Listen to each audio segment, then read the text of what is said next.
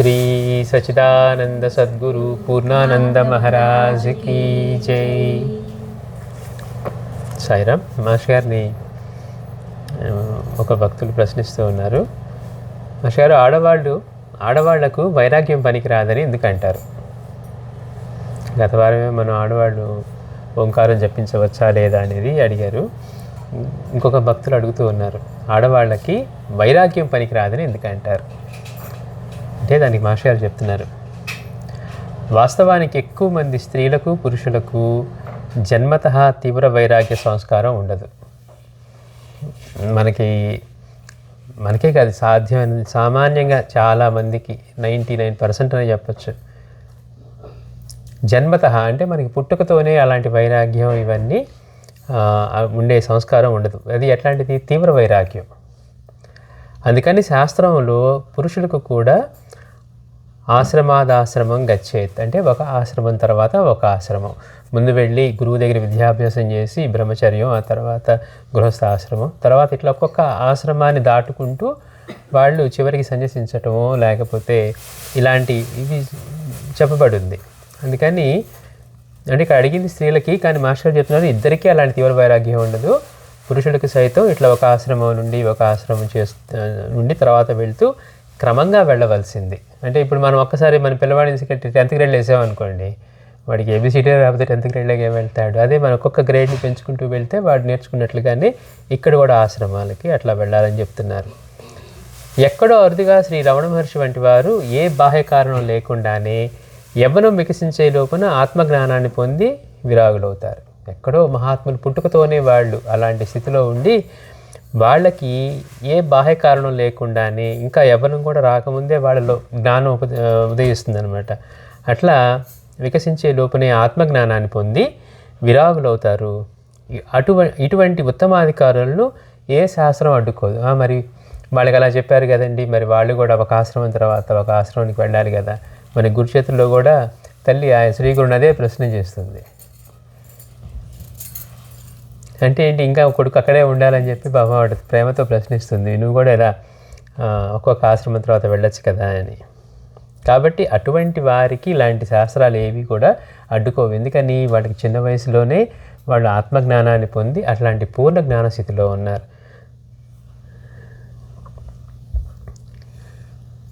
అట్లాంటి వారిని ఏ శాస్త్రం అడ్డుకోలేదు. గురు సిద్ధారూఢులు ఈ కోవకే చెందినవారు. సిద్ధారూఢ స్వామి కూడా ఇదే కోవకు చెందినవారు అంటున్నారు మహర్షి గారు. శాస్త్రాలన్నీ కూడా సామాన్య అధికారుల కోసం. మహాత్ములకి సంబంధించి శాస్త్రాలు వాళ్ళకేమీ వర్తించవంటే వాళ్ళకి అవి అడ్డు కావు.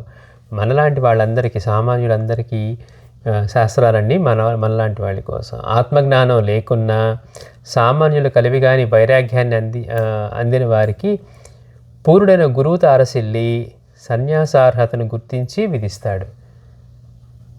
పూర్ణుడైన గురువు తారసిల్లి సన్యాసించమని ఆశ్రయిస్తే వాళ్ళకి చెప్తే తప్పించి వీలుగా తీసుకోకూడదు అనమాట. అందుకని పూర్ణుడైన గురువు అంటే బాగా వైరాగ్యాన్ని పొందిన వారికి, ఊరికి ఎవరికి పడితే వారికి కాదు. అందుకే భగవద్గీత కూడా కృష్ణుడు ఎప్పుడు చెప్పాడు అర్జునుడి కంటే వైరాగ్యం వచ్చినప్పుడు, అంటే చిన్నప్పటి నుంచే చెప్పచ్చు కదా. ఎన్నోసార్లు మరి ఆయనతో మాట్లాడుతూ ఉన్నప్పుడు యుద్ధ రంగంలోకి వెళ్ళినప్పుడు ఎందుకు చెప్పాడు కృష్ణుడు? అందరికీ చెప్పదలుచుకునే మాట అయితే అంటే అప్పుడు ఆయనకి వైరాగ్యం కలిగింది. ఉన్నదంతా వీళ్ళు ఏం చేయాలి, నాకేం ధర్మం తెలియట్లేదని. అంటే వైరాగ్యం అనేది అంత అవసరం.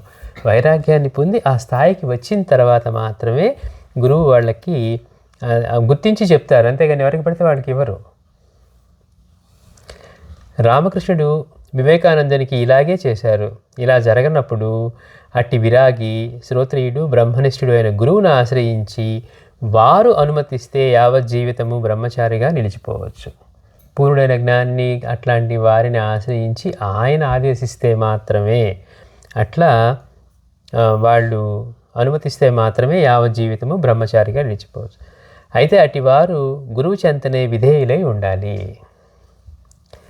ఇలాంటి ఉత్తమాధికారులైన స్త్రీలు కూడా, ఇంతటి ఉత్తమాధికారులైన స్త్రీలు కూడా విరక్తులు కావచ్చు. కానీ బృహదారణ్యకోపనిషత్తులో సూచన అంటే ఒక పురుషులే కాదు, స్త్రీలకు కూడా ఇటువంటి పూర్ణ వైరాగ్యం కానీ లేకపోతే ఇలాంటివి వాటికి విరక్తులు కావచ్చని చెప్పి బృహదారణ్యకోపనిషత్తులో సూచన చేస్తూ ఉన్నారు. కానీ సామాన్యులైన పురుషుల విషయంలో కూడా బాగా పరీక్షించాకనే సన్యాస దీక్షనివ్వాలని సాంప్రదాయం. అందుకే బాబా హెచ్చరిస్తున్నారు విజయానందుడిని, మరి ఇంత మమకారం ఉంటే నువ్వు ఎలా సన్యసించావు అంటున్నారు. అంటే ఇంకా అంతటి పరిపూర్ణత రాకుండా, అలాంటి వైరాగ్యం కలగకుండా ఏదో సన్యసించడం కోసం సన్యసించాం అనుకోండి, ఇంకా వాటన్నిటి మీదకి కూడా మళ్ళీ మనసు వెనక్కి వెళ్తూ ఉంటుంది. అంటే అందుకే అంటారు ఇది ఎట్లాంటిదంటే అంటే తక్కిన కూటి కోసం ఆశించడం లాంటిది. అంటే ఒకసారి అవన్నీ వదిలేసుకొని నాకు ఇవన్నీ అక్కర్లేదని అన్నింటినీ త్యజించి మళ్ళీ సన్యాసంలోకి వచ్చి మళ్ళీ అక్కడ మోసపోయి నాకు సన్యాసాశ్రమంలో ధనం కావాలి, లేకపోతే నాకు మందిరాలు కావాలి, లేకపోతే మఠాలు కావాలి అనుకున్నారనుకోండి, వద్దనుకొని వదిలేసిన దాన్ని మళ్ళీ ఎవరంటే అట్లా కక్కిన కూటికి ఆశపడేవాళ్ళు అని చెప్తారనమాట. అందుకని బాబా కూడా అక్కడ హెచ్చరించారు విజయానందుడిని వీళ్ళని, ఇంతటి మమకారం ఉంటే నువ్వు ఎలా సన్యసించావని. కాబట్టి ఇంతటి ఉత్తమాధికారులైన స్త్రీలు కూడా విరక్తులు కావచ్చునని ఇట్లా ఈ బృహదారణ్యకోపనిషత్తులో సూచించబడింది. సామాన్యులైన పురుషుల విషయంలో కూడా బాగా పరీక్షించాకనే సన్యాస దీక్షనివ్వాలని సాంప్రదాయం. అయితే స్త్రీలకు ఋతుధర్మం ఉన్నది. బిడ్డలని కని పెంచడం ప్రకృతి ఆమెకు విధించిన శారీరక ధర్మం. అయితే ఇక్కడ ఆడవాళ్ళ గురించి ప్రశ్న కాబట్టి మాస్టర్ చెప్తున్నారు, స్త్రీలకు ఋతుధర్మం ఉన్నది, పైగా బిడ్డల్ని కని పెంచడం అనే ధర్మం ప్రకృతి ప్రసాదించింది. నరజాతిలోనే కాక జంతు జాతుల్లో కూడా ఈ ధర్మమే కనపడుతుంది. అదేంటండి మాకే ఎందుకు పెట్టారు అంటే, మనకే కాదు జంతు జాతుల్లో కూడా ఇదే ఉంది. చూడండి, ఊరికే అది ఇవ్వటమే కాదట, మాస్టర్ ఇంకా చెప్తున్నారు వాళ్ళకి, ఇట్లాంటి శారీరక ధర్మం నరజాతిలోనే కాక జంతు జాతుల్లో కూడా ఈ ధర్మం కనపడుతుంది. దీనిని నిర్వర్తించడానికి తగిన స్వభావాన్ని అధికంగా స్త్రీలకు ప్రకృతి ఇస్తుంది. ఎందుకు వాళ్ళకి సహనమో లేకపోతే ఆ మాతృత్వమో ఇవి ఎందుకుంటాయి అంటే ప్రకృతి వాళ్ళకి ఇచ్చింది. అలా ఇవ్వకపోతే మేము మా వాళ్ళకి అది పొండి అంటారు. అప్పుడేమవుతుంది, సృష్టి అవుతుంది. అంటే ఆ ధర్మంతో పాటుగా వాళ్ళకి అటువంటి సామర్థ్యాన్ని, వాటికి కావలసిన వాటిని మనస్తత్వాన్ని ఇవన్నీ కూడా ఇచ్చింది అంటున్నారు మాస్టర్ గారు. దానిని నిర్వర్తించడానికి తగిన స్వభావాన్ని అధికంగా స్త్రీలకు ప్రకృతి ఇస్తుందని, కనుకనే వారు ఎంతో ప్రేమ ఓరిమలతో తమ ధర్మాన్ని నిర్వర్తించగలగడమే కాక బిడ్డలు కలగనప్పుడు బాధపడటం కూడా చూస్తాం. పుట్టారు కాబట్టి పెంచడం అట్లానే కాకుండా బిడ్డ కలగలేదని మనం వాడు చూస్తాం. గంగమ్మని 60 వయసు వచ్చినా కానీ ఇంకా బిడ్డ కలగలేదు, మాకు ఉత్తమ లోకాలు రావని చెప్పి శ్రీగుడిని ప్రార్థిస్తూ ఉంది. అంటే బిడ్డ కలగలేదన్న బాధ కూడా అట్లానే ఉంటుందట. అంటే ఏంటి, సహజంగా వాళ్ళకి ఇవ్వబడింది కాబట్టే వాళ్ళకే ఆ బాధ ఎక్కువగా ఉంటుంది అని చెప్తూ ఉన్నారనమాట. అందుకని నిర్వర్తించడానికి తగిన స్వభావాన్ని అధికంగా ఇస్తుంది. కనుకనే వారు ఎంతో ప్రేమ ఓరిమలతో తమ ధర్మాన్ని నిర్వర్తించగలగడమే కాక బిడ్డలు కలగనప్పుడు బాధపడటం కూడా సహజంగా కనిపిస్తుంది. ఆధునిక సాంఘిక పరిస్థితుల ఒత్తిడి వలన స్వతంత్రంగా ఉద్యోగం చేస్తూ ఒంటరి జీవితం గడిపే స్త్రీలలో ఎక్కువ మంది అనతి కాలంలో తమకు తోడు అండలేదని బాధకు గురి అవ్వడం మనం చూస్తూ ఉంటాం. ఇవాళ ప్రపంచంలో మనకేదో ఉద్యోగం ఉన్నప్పుడు, ఓపిక ఉన్నప్పుడు, వయసు ఉన్నప్పుడు ఎట్లా పడితే మాకెందుకు ఇవన్నీ అక్కర్లేదు అనుకున్న వాళ్ళు సైతం మళ్ళీ కొంచెం పెద్ద అయిన తర్వాత మాకు తోడు నీడ లేకుండా పోయింది, అప్పుడేం తెలియలేదు అని జరగడం కూడా మనం చూస్తూ ఉంటాం. అట్లాంటి బాధకు గురి అవ్వడం కూడా మనం చూస్తూ ఉంటాం అంటున్నారు. ఎందుకని, అవకాశం ఉన్నప్పుడంతా వాళ్ళు స్వేచ్ఛగా గడుపుతారు, తిరుగుతారు. కానీ శరీరం సహకరించినప్పుడు తోడు కావాలనిపిస్తుంది, ఒంటరితనం అనిపిస్తుంది. మనకి మాస్టర్ గారు చెప్పినట్టు జీవన భీతి అంతా మనలో ఒంటరితనంగాను, తోచంతనంగాను ఇట్లానే ప్రకటన అవుతుంది. అప్పుడు మనకి పక్క నుండి మాట్లాడేవాళ్ళు, మనల్ని పట్టించుకునే వాళ్ళు లేరనుకోండి. అప్పుడు అంటే అంతకుముందున్న దానికి తర్వాత పరిస్థితికి. అందుకని మాస్టర్ గారు అంటున్నారు, ఇవాళ సాంఘిక పరిస్థితుల ఒత్తిడి వలన స్వతంత్రంగా ఉద్యోగం చేస్తూ ఒంటరి జీవితం గడిపే స్త్రీలలో ఎక్కువ మంది ఆనతి కాలంలో తమకు తోడు అండా లేదని బాధకు గురి అవడం మనం చూస్తూ ఉంటాం. వీరిలోని ఈ నైజం ప్రత్యక్షంగాను పరోక్షంగాను పురుషులు అంటకోరేలా చేస్తుంది. ఈ ప్రకృతి సూత్రాన్ని ఎరిగిన సమాజం దృష్టిలో అండలేని స్త్రీ ఎన్నో ఇబ్బందులకు గురి అవుతుంది. ఈ కారణంగా తమ స్వభావాన్ని వ్యతిరేకించి కృత్రిమంగా వైరాగ్యాన్ని అవలంబించవద్దని శాస్త్రం హెచ్చరిస్తుంది. ఎందుకు హెచ్చరిస్తుందంటే ఇది కారణం. అండ లేకపోతే ఇబ్బంది కలుగుతుంది కనుక. మనం బాబా చెప్పిన కథల్లో కూడా తెలుసుకుంటాం. వెళ్ళి అక్కడ కుటుంబంతో జీవించమంటే కూడా జీవించినందుకు మళ్ళీ ఆవిడికి తర్వాత ఎలాంటి జన్మలు వచ్చాయి, కేవలం ఆలోచనలు మాటలు కూడా. అందుకని అంటే ప్రకృతి మనకి ఇచ్చిన ధర్మం ఏంటి, మనం ఆలోచించడం స్వేచ్ఛగా ఆలోచించవచ్చు, కానీ శారీరక ధర్మం ఎట్లాంటివి ఉన్నాయి, మనకున్న మానసిక స్థితి కానీ లేకపోతే మనం వైరాగ్యంతో ఉంటే మనకి ఎలా ఉంటుంది పరిస్థితి. కనుక ఈ ప్రకృతి సూత్రాన్ని ఎరిగిన సమాజం దృష్టిలో, ఈ సమాజం దృష్టిలో అండలేని స్త్రీ ఎన్నో ఇబ్బందులకు గురవుతుంది. అంటే సమాజం దృష్టిలో అనిపిస్తుంది మేడం ఏమని, వీళ్ళకి అండలేదంటే ఆవిడ ఎక్కువ ఇబ్బందులకు గురవుతుంది అని. ఈ కారణంగా తమ స్వభావాన్ని వ్యతిరేకించి కృత్రిమంగా వైరాగ్యాన్ని అవలంబించవద్దని. తెచ్చిపెట్టుకున్నా ఏముందండి, ఇప్పుడు కొత్తగా గ్రంథాలు చదివిన వాళ్ళలో వస్తుంది అట్లాంటి వైరాగ్యం. శ్మశాన వైరాగ్యం అంటారు చూసారా, వచ్చిపోతుందట వెంటనే. ప్రసూతి వైరాగ్యం, శ్మశాన వైరాగ్యం అని. అమ్మో ఇంకా పిల్లలు వద్దు అంటారట డెలివరీ అయ్యేటప్పుడు. మళ్ళీ అది కొన్ని రోజులకే మర్చిపోతారు. చూడండి ఎంత గమ్మత్తు, అమ్మో ఇంకా అస్సలు వల్ల కాదంటారు, కానీ మళ్ళీ కొన్ని రోజులకే మళ్ళీ అది మర్చిపోతారు ఆ బాధ. అంటే ఏంటి, ఇవన్నీ ఆ క్షణంలో ఉండే వైరాగ్యం. అందుకని కృత్రిమంగా ఆర్టిఫిషియల్గా తెచ్చుకోకూడదు. అందుకని అట్లా హెచ్చరిస్తుందట శాస్త్రం. సహజ గుణాలకు అనుగుణమైన కర్మలని సరి అయిన అవగాహనతో నిర్వహించడం ద్వారా జీవులు భద్రంగా పరమార్థాన్ని పొందాలని భగవద్గీత కూడా స్థూలంగా చెప్తుంది. మనకిచ్చిన ధర్మాన్ని నిర్వర్తిస్తూ ఆ ధర్మాన్ని ఎలా నిర్వర్తించాలో తెలుసుకొని అందులో చిక్కుకోకుండా కర్మల్ని నిర్వహిస్తూ మనం పరమార్థాన్ని చేరాలని భగవద్గీత కూడా హెచ్చరిస్తుంది. పని మానేయటంగా చేయమంటుంది. పని చేసేప్పుడు యోగి ఎలా చేస్తాడో అలా చేయాలట. మాస్టర్ గారు అంటారు, యోగి చేసే పనిని చూస్తే వీడికేమి ఇలా పుట్టింది, అసలు రాకపోతే బ్రతకలేనట్టుగా చేస్తున్నాడు అనుకుంటారట. కానీ ఫలితం రాకపోయినా ఏం పట్టించుకోరట. మనమైతే ఏం చేస్తాం, అమ్మో ఎంత కష్టపడి చదివామండి, నాకు మార్కులు రాలేదని కొట్టుకుంటూ ఉంటాం. కానీ యోగి అలా చేయడట. యోగి ఏం చేస్తాడు, చూసేవాడికి వీడి దుంపదగా ఏంటి అసలు ఇది లేకపోతే బతకలేనట్టు చేస్తున్నాడు అనుకుంటారట. ఏ పని చేసినా అట్లానే చేస్తాడట. కానీ ఆ ఫలితంతో నిమిత్తం లేకుండా ఆయన చేసుకుంటూ వెళ్ళిపోతాడట. అంటే అట్లా ఉండాలి. అందుకని మాస్టర్ ఏమంటున్నారు, మన సహజమైన గుణాలకి అనుగుణమైన కర్మలని సరి అయిన అవగాహనతో చేయటం, అట్లా నిర్వహించడం ద్వారా జీవులు భద్రంగా పరమార్థాన్ని పొందాలని భగవద్గీత కూడా స్థూలంగా చెప్తుంది. కనుక సామాన్య స్త్రీ యథాశక్తి పాతివ్రత్యాన్ని, పురుషులు ఏకపత్ని వ్రతాన్ని అనుష్ఠించడం ఉత్తమమని శాస్త్రాలు సాంప్రదాయాలు సూచిస్తున్నాయి. అట్టి స్త్రీ వైవిధ్యాన్ని పొందితే బిడ్డలు, తోబుట్టువులు లేక తల్లిదండ్రులతో కలిసి నివసిస్తూ భగవంతునే భర్తగా ధ్యానిస్తూ ఇంద్రియ మనోజయాన్ని సాధించి జీవించాలని శాస్త్రం. అప్పుడు వారికి విధించిన జీవిత విధానం సన్యాసి జీవిత విధానాన్ని పోలి ఉండటం గమనార్హం.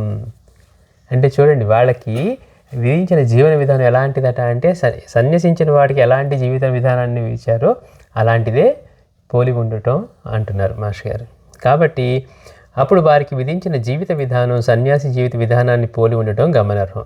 కాకుంటే సన్యాసులు శరీరంలో శక్తి ఉన్నంత వరకు ఏకాంతంగా శ్మశానం, చెట్లు మొదలు పాడుపడ్డ ఆలయాలను ఆశ్రయించుకొని దేశాటనం, భిక్షాటనంతో జీవించాలి వాళ్ళకి విధించింది. పై కారణాలుగా ఇది స్త్రీలకి కష్టతరం. వాళ్ళలాగా జీవన విధానం ఉంది, కానీ వాళ్ళకి మనకి శ్రీగురుడు మనకి చెప్తారు వాళ్ళ శిష్యులకి ఎట్లా ఉండాలి. సన్యసించిన వారు ఒకే చాట ఉండి ఇట్లా ఉండకుండా వీళ్ళు సంచరిస్తూ క్షేత్రాల్లో 3 రోజులకు మించి ఎక్కడా ఉండకుండా ఇట్లా చేయాలని చెప్పి వాళ్ళకంతా కూడా కర్మకాండ వాళ్ళు చేయవలసినంత విధిస్తారు. అయితే ఇదే అలా స్త్రీ చేయలేదు కనుక అట్లా అంత తిరగడం, తోడు లేకుండా కానీ ఏదైనా కానీ ఇదంతా కూడా కష్టతరం కనుక విశేషార్హత గల స్త్రీలు అవధూత చివటమమ్మ, అవధూత మాలపిచ్చమ్మ వలె ఏకాకులే జీవించారు. అంటే వాళ్ళలో కూడా ఉన్నారు ఇప్పుడు అవధూతులైన వాళ్ళు ఒంటరిగానే ఉన్నారు. అంటే అలాంటిది వాళ్ళు అంతకుముందు జీవితాల్లోనే వాళ్ళు అలాంటి సాధనలు చేసి వాళ్ళు మాస్టర్ గారు అంటారు ఆ స్థితికి వచ్చారట. ఎట్లా ఉంటుంది అంటే ఇప్పుడు చూస్తూ ఉంటే చెట్టుకు పట్టుకున్నట్టుగానే ఉంటుంది. పండిన క్షణం వచ్చి టక్కన రాలిపోతుంది చూసారా, రాలటానికి సిద్ధంగా ఉన్న పండుగలాగా ఉంటారంట వాళ్ళు. అంటే వాళ్ళు గత జన్మల్లో నుంచి సాధన చేసుకొని ఆ సాధన పరిపూర్ణత వచ్చి ఇప్పుడు అది పండే సమయం వచ్చినప్పుడు మనకు అప్పుడు దాకా పచ్చిగా ఉన్నట్టు చెట్టుకు పట్టుకున్నట్టుగానే ఉంటుంది. కానీ రాలే క్షణంలో ఎలా ఉంటుంది, పూర్తిగా పండి చెట్టు నుంచి విడిపడిపోతుంది. అంటే వాళ్ళు అలా కనపడుతున్నప్పటికీ కూడా ఏమండి వాళ్ళు చేశారు కదా నేను కూడా చేస్తానంటే మనకి సాధ్యం కాదు. వాళ్ళలాగా మనం ఉండగలగాలి.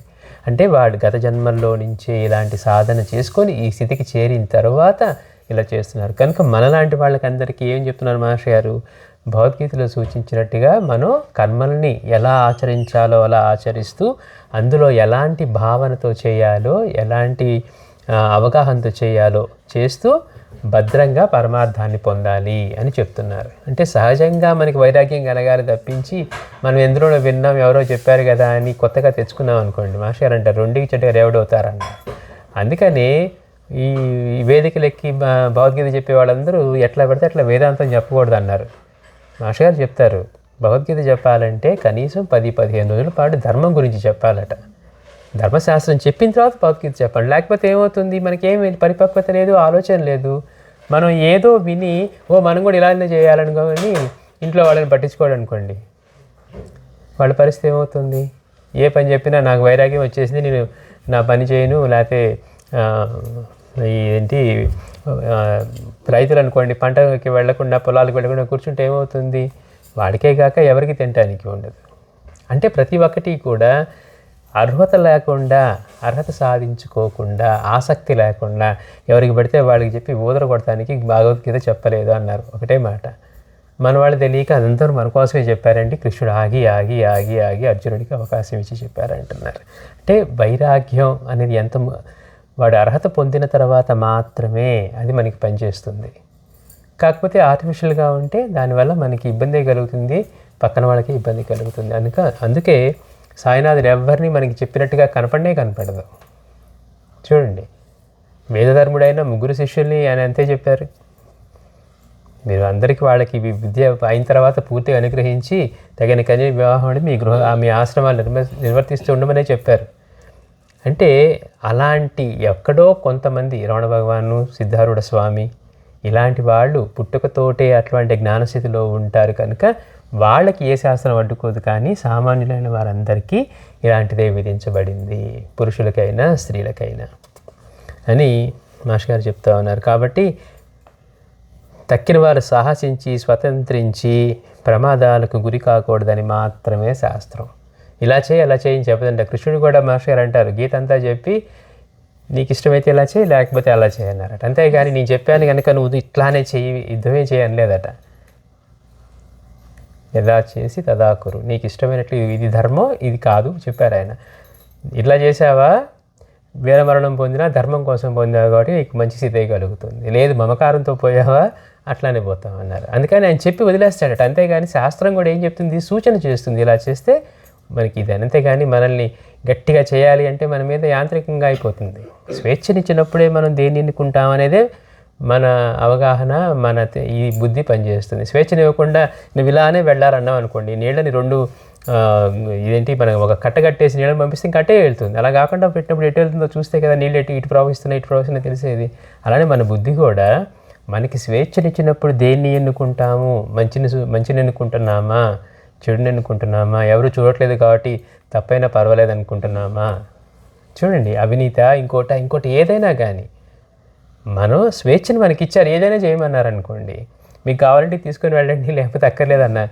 ఇది ఎందుకు తీసుకెళ్ళకూడదో తెలుసుకొని ఇక్కడ ఎవరు లేరు కదా, మనల్ని ఎవరు గమనించట్లేదు కదా, ఒకటి తీసుకెళ్తే మాత్రం ఏంటన్నాం అనుకోండి షాప్లో నుంచో ఏదో. అందుకని ఎప్పుడు కూడా మనకి స్వేచ్ఛనిచ్చి చేసినప్పుడు మనం ఎలా చేస్తామనేదే ముఖ్యం. అలా కాకుండా క్లాస్లో టీచర్ ఎంతసేపు అరవకుండా ఉండి టీచర్ లాగా నడుస్తున్నాడు అనుకోండి, వాడు బుద్ధిమంతుడు ఎట్లా అవుతాడు? అట్లానే మన పరిస్థితి కూడా. అందుకని మాస్టర్ గారు అన్నారు, తక్కిన వారు సాహసించి స్వతంత్రించి ప్రమాదాలకు గురి కాకూడదనే శాస్త్రం ఎందుకు ఆడవాళ్ళకి చెప్పిందంటే, ఈ సమాజం దృష్టిలో ఒంటరిగా ఉన్న వీళ్ళకి అండలేని వాళ్ళకి ఎంతో ఇబ్బందికి గురవుతారు అని. కనుక శాస్త్రం ఇలా చెప్పింది, ఇలా మీరు జీవించాలి, ఇలా ఉండాలి, ఇలా కుటుంబంతో ఉండాలి, ప్రకృతి ధర్మం ఇచ్చింది కనుక ఇలా ఉండాలి. సహజంగా మనలో వైరాగ్యం వచ్చి ఆ స్థితికి వెళ్తే అప్పుడు ఎలాగూ దాన్ని ఎన్నుకుంటారు. కానీ ఆర్టిఫిషియల్గా ఏదేదో వినేసి ఇలా చేసి ఆర్టిఫిషియల్గా ఎన్నుకున్న వాళ్ళే ఇప్పుడు మాస్టర్ గారు చెప్తుంది, ఉద్యోగ ధర్మమనో స్వేచ్ఛనో స్వతంత్రించో మాకు ఇప్పుడు అక్కర్లేదనుకొని ఎలా పడితే అలా జీవితాలు గడిపి స్వేచ్ఛగా హాయిగా ఉందనుకున్న వాళ్ళు కూడా పెద్దవాళ్ళు అయిన తర్వాత ఏమనిపిస్తుంది, ఒంటరిగా ఉన్నాం, ఎవరు లేరు అని. శ్రీ సచ్చిదానంద సద్గురు సాయినాథ్ మహారాజ్ కీ జై.